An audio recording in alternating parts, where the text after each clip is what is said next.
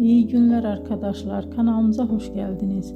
Bu videoda Hande Erçel'in bugün geldiği noktadan ve etkisinden bahsedeceğiz.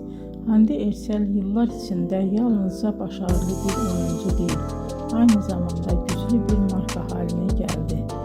Birçok moda ve kozmetik markasıyla çalıştı ve uluslararası kampanyalarda yer aldı. Bugün o Türkiye'nin en çok konuşulan ve en çok takip edilen oyuncularından biri. Güzelliği, oyunculuğu ve ekran karizması sayesinde geniş bir hayran kitlesine sahip.